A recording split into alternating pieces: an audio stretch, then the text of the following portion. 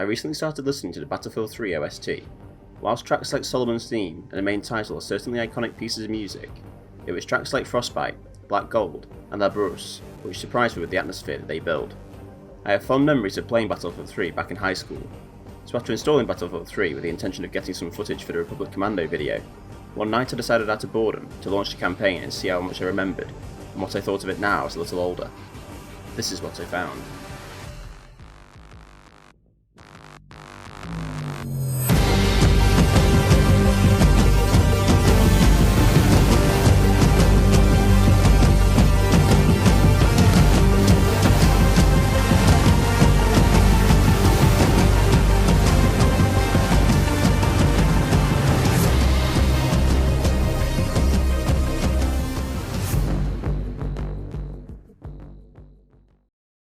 As stated in the intro, I recently started to listen to the Battlefield 3 soundtrack, and it's quickly become some of my favourite electronic-based music. There's a certain gritty feel to it. It has this unique style of ambient background noise, featuring radio chatter or fighter jets taking off, injecting life into an instrumental. These pieces of ambience accompanied by distorted bass lines that fade in and out throughout the tracks, which in Black Gold and Spark feel blurry, almost representative of Blackburn trying to remember the details of his past missions.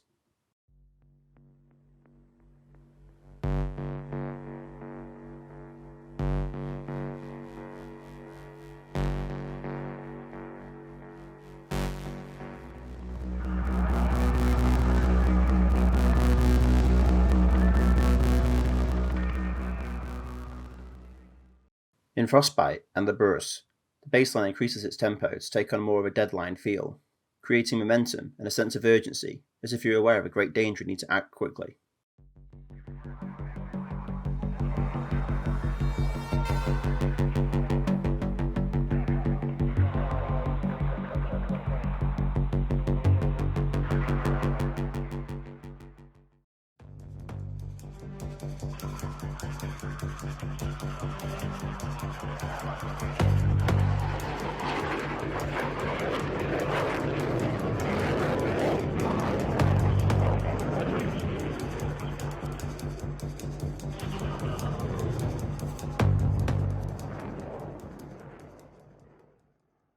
While not as prevalent, tracks such as The Death of Vladimir and The Great Destroyer are worthy of mention. They're both slower and feature a lot of reverb. In The Death of Vladimir, the reverb for me is almost representative of post-traumatic stress, as Dima loses a close friend. In-game, the music overpowers and muffles your surroundings, as electronic blips fade in, potentially symbolising your memories together, or the fading time you have left.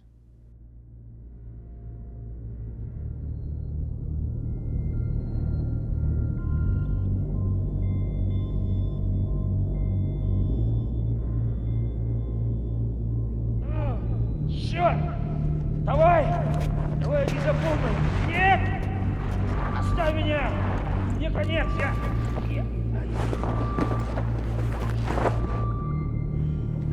Давай, не можем оставаться! Вы должны следовать его приказу!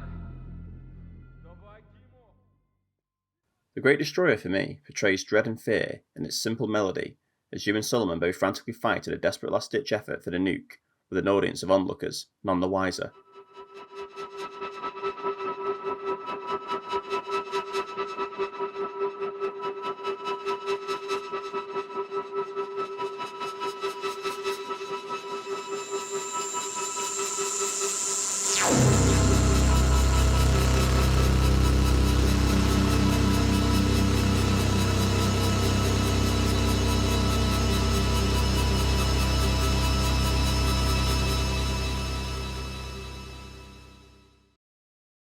Solomon's Theme for me is the most important track in the game. While it doesn't fit the gritty feel previously mentioned, it would be criminal not to mention it. This track pushed me to explore the soundtrack properly, as probably the most recognisable after the main theme. It has wonders for the narrative when being used in game where there's a big revelation, such as where Blackburn pieces together all his experiences to see the bigger picture, and reminds himself of everything at stake. Solomon's using the PLR. He is an overseas asset, and he has been for years. He used me, and he uses everyone. He said, get the bombs. 80,000 dead. We can avert war between our nations. Well, the blast yield matches Russian suitcase nuke specs. We've secured what appears to be a WMD, Wait, there's room for 2 How more. many portable nuclear devices did you see in the bank vault? Where the hell are the other 2? The 14th of this month, You got maps of Paris, New York. He's using public transit to move the weapons. Suleiman will strike. Even listening to it without the context of the game, I still get chills. The track starts off with a cold, lonely feeling with echoes of hopelessness, before introducing a repeating bass line which represents the critical situation where time is running out, as a rising crescendo comes in, representing feelings of frustration aimed at your interrogators, or the imperative mission that has been involuntarily burdened upon you with this momentous consequence, making you feel like the world is in your hands and history will be shaped and defined by your next decisions, from shooting your commanding officer to busting out of your own interrogation.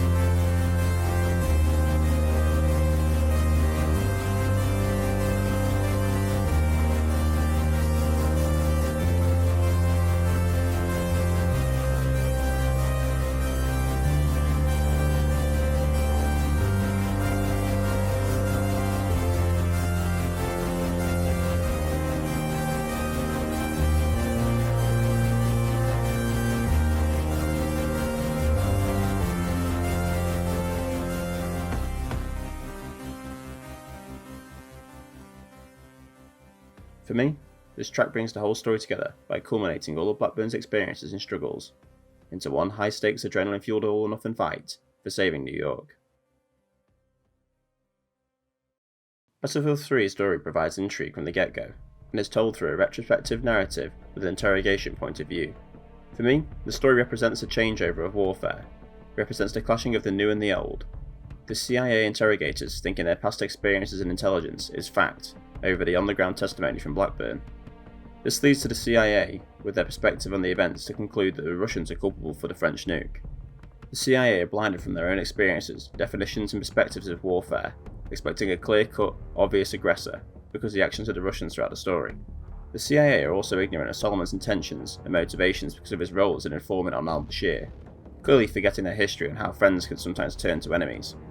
There are clearly many inspirations pulled directly from real-world Western intervention within the Middle East, with the 2003 invasion of Iraq being the main one. Other inspirations range from Operation Swordbreaker, reminding me of the Battle of Fallujah, to the highway you cross in Thunder Run, reminding me of the Highway of Death from the First Gulf War. For me, the story is nothing impressive. Although it's told in an interesting and unique way, the story for me in the Middle East is very forgettable, with the narrative only picking up towards the end of the game. However, the main areas that Battlefield 3 both impresses me and immerses me is the aesthetics. The Marine missions excel in presenting how warfare has been fought in our real-world Iraq with Operation Swordbreaker, and then with the later fictional invasion of Iran and the subsequent battles for Tehran. The multiple ways we see Tehran in dust storms, daylight and nighttime is really immersive, leading it to feel like an actual occupation over a longer period of time instead of just a throwaway set piece for a single mission, where skirmishes and strategic points are being fought for and won, increasingly pushing the tide in favour of the Americans in the greater battle for the city. Thunder Run excels in building up Iran as a real tangible country, moving through its deserts and famous oil fields, showcasing Iran's main export to the world economy. The outskirts of Tehran host construction sites, potentially funded by those same oil fields, depicting an increasing population in hopes of a better life, halted by the US's invasion. Now these skeletons of a future that never came have been repurposed as fortifications in an attempt to defend their country's identity and aspirations against an armoured column of tanks entering Tehran. Thunder Run also does a great job in representing modern day tank combat, contrasting between the safety of electronic screens and UAV feeds to the exposed feeling of being on the outside of a tank on the M250 Cal or even on foot. While the US missions in the Middle East shine at their representation of Western intervention and occupation, DICE especially exceeded with the look of the US military in the early 2010s, with Marpat uniforms Eagle Industries pouch suites, and ACH ballistic helmets, making up the silhouette of the Marines. The characters have their own individual uniform quirks. For example, Montez has his name taped under his night vision mount, but the most unique of the squad is Matkovich, who sports license-free interpretations of the famous mechanic's gloves, which became popular alternatives to issued gloves throughout the global war on terror. He also wears a multicam uniform instead of Marpat and a DCU helmet cover. These subtle details and differences could be to distinguish Matkovich as an attached element to the squad, seeing as he's a specialised explosive ordnance technician, not just a regular rifleman. Or it could just be because the artist thought it looked cool. The iconic silhouettes don't just end at the uniforms and gear, however. Battlefield 3 potentially has some of my favourite renditions of the M4 and M16 assault rifles in video game history. The silhouette of an M4A1 with a Knight's Armament rail, fixed triangle sight, Trigicon TA-31 ACOG or EOTech 551 mounted atop has been a staple armament of the US military during its time in the Middle East. Whether Marines or airborne, this rifle is to be found in all the corners of the vast US military and is replicated with authentic detail. However, the Middle Eastern missions weren't the missions I was most excited to experience again. Battlefield 3 features many unconventional settings for a modern military shooter from 2011. For instance, instead of starting in the immersive Middle Eastern settings previously mentioned, you are instead thrown into a short sequence on the streets of New York, representing your player avatar not as a calm, collected US Marine holding a standard issue M4 carbine, but a panicked, hastily running man with a half-undone handcuff around his wrist, scavenging weapons as he fights his way through subway cars. These types of settings were the ones that stuck in my mind because of how unconventional and fresh they were, compared to the settings and experiences that other AAA shooters were offering, and they had me intrigued and invested, way more than any of the Middle Eastern settings. With these fond memories, going to my replay, I was most excited to play Going Hunting, Comrades, Rockin' a Hard Place, and Kaffarov. Going Hunting is potentially one of the most immersive and well-remembered experiences, not only in Battlefield's history, but in modern FPS games as a whole. I really respect Battlefield 3 for often showing the setup, or build-up, that ends up making the moment you've been anticipating the more climactic. Going Hunting is the undisputed king of this. The journey from the aircraft carrier to the weapon systems operator seat is masterful. The transition from the tight, claustrophobic hallways of the carrier to the wide open ocean with its roaring waves really immerses you into the setting.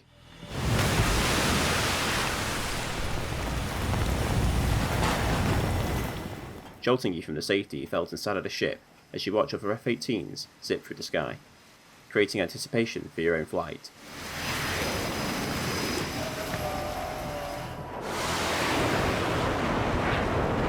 Al-Bashir is about to have a really bad day.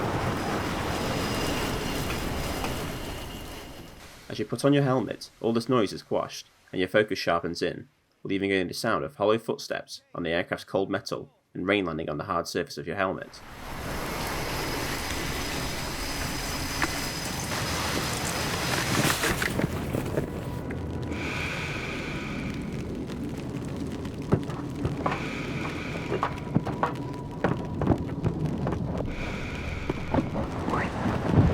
While the sound design and visuals do a phenomenal job of immersing you completely in the setting, they aren't all the scene has to offer.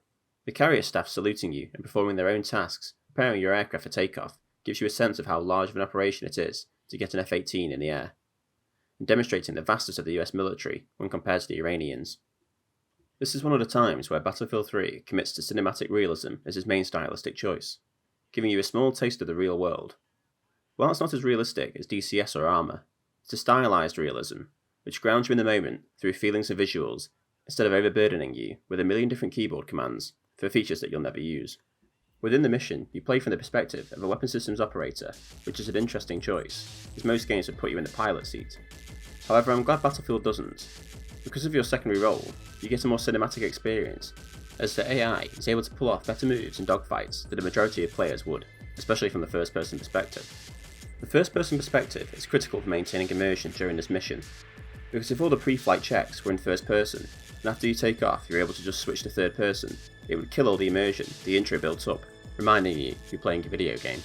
Not only does the first-person perspective help maintain immersion, it also makes you feel vulnerable while in dogfights, as you're frantically looking around the cockpit trying to keep track of Iranian bogies tailing you, whilst the pilot pulls evasive manoeuvres.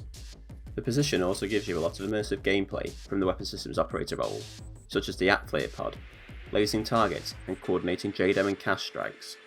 While Hawkins potentially does a little too much for the weapon systems operator role and seems to have an unlimited supply of heat seekers, combined with the fact that the whole mission is a very well disguised, glorified point-and-click turret section with segments that are borderline tedious. The experience of being involved in high-speed jet fights and air-to-ground fire is simultaneously cinematic without overstepping the grounds of reality.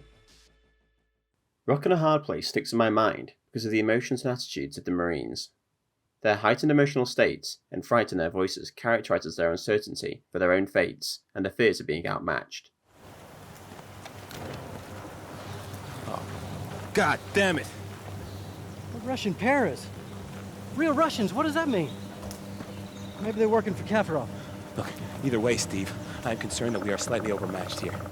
The potential worldwide consequences of their actions weigh upon them as they look upon the Gilad Valley, awestruck, while Russian paratroopers drop out of the sky.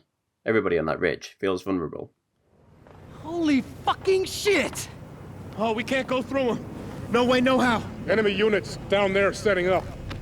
Airdrop rules out a straight route. So what the hell's going on here? They're here for the same reason we are, Sergeant. We at war with Russia now? Is that what's happening? Were you fired upon? Yes. Doctrine says you can return fire if fired upon. That's not war. Not technically. You understand what I'm saying? Yes, sir. I'm saying we need to get there first. You think the Russians are here just because? They're covering their asses. We know they're working with the PLR. Now let's move it out. Yeah, okay. Yeah, we're just gonna finish one war by starting another. That is our fucking standing. Montez, you heard the orders. Let's go! However, it isn't the US's perspective of the Gilad Valley that struck me so vividly. While the Gilad Valley is where I'd mark the peak of the campaign in narrative, gameplay, and setting, I just want to take a step back for a second to Comrades. The Russian missions of Battlefield 3 were the ones I had the most excitement to replay. They offer a drastically different experience than that of the Marines in the Middle East. The long intro scene of Comrades instantly distinguishes how different these missions will be in a number of ways. Firstly, the setting being a bustling city, Paris, one of the most unconventional settings, second only to Kaffarov's villa. The way the soldiers communicate is a lot more focused and mature than the Marines in the Middle East. О том, что мы сделали для человечества. Понимаешь, я все время думаю об этом. Меня это мучает. Я себе это стараюсь подавить. Приблизимся к обмену. Мы в зоне поражения от фондовой биржи. Дима, зажигаем EP блокиратор. The uniforms and tactics of the Russians also differ.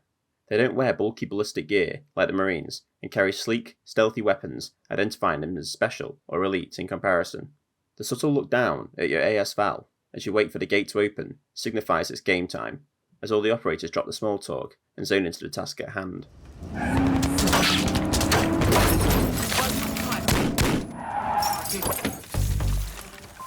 Пошли быстрее!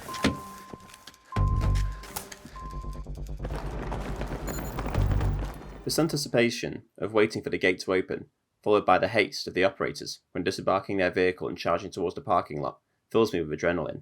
For the whole duration of this mission, movement is the main theme.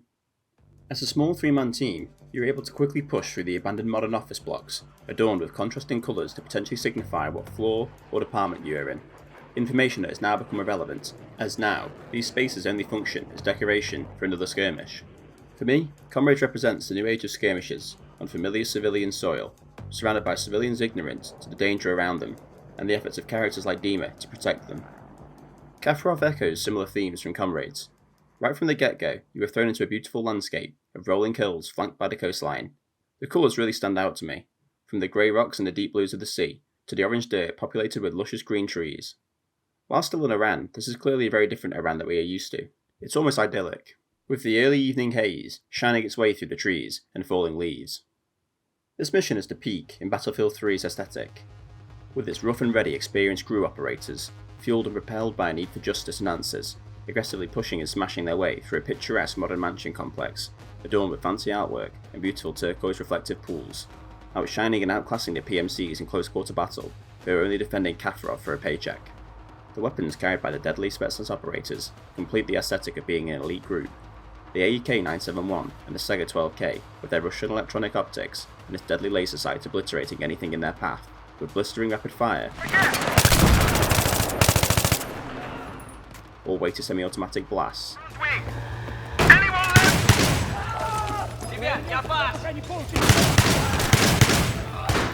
The operators of these weapons handle them with experience and muscle memory, For example, Demon knocking out the magazine of the AEK with a fresh magazine for a quick reload in the heat of the moment.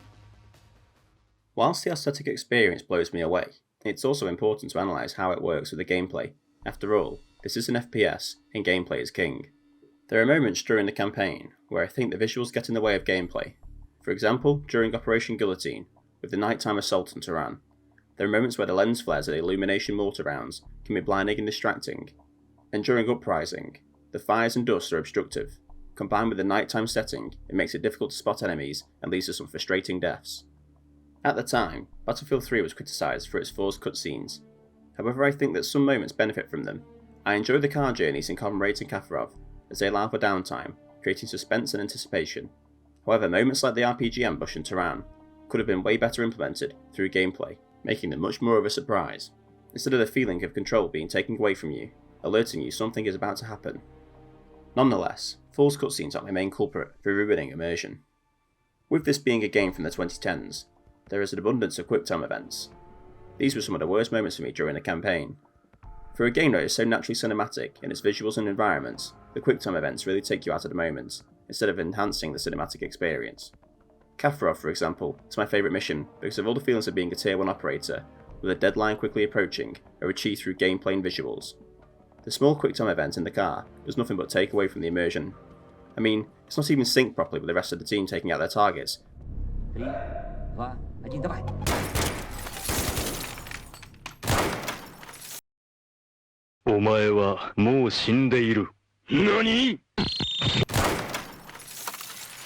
The whole thing just feels unnecessary and awkward. I understand QuickTime events were a staple of the 2010s, but I wish they were less prevalent. I don't mind small button presses or the occasional fight, but a sheer amount of these unnecessary events makes them get boring really quickly. And if you're going to do them, at least make them a little less clunky. And line up, please. In conclusion, Battlefield 3 may be stylized and exaggerated with missions like Comrades and Kaffarov, but it also has moments that provide a genuine look into the aesthetic experience of the conflicts fought in the Middle East over the past 20 years. Even with the over-the-top gunfights through office blocks featured in the Russian missions, these sorts of situations, where hardened veterans with years of Tier 1 experience overseas being deployed domestically for raids alongside police, is becoming more and more of a reality, creating a jarring contrast between our normal safe lives and the conflicts and war zones we see on TV. The gameplay may occasionally suffer, but not to the point where it's unplayable, and despite these flaws, the aesthetic experience elevates a generic modern military FPS to an experience that is worth replaying or discovering for the first time. An experience that I have yet to see replicated in another shooter, even within the same franchise.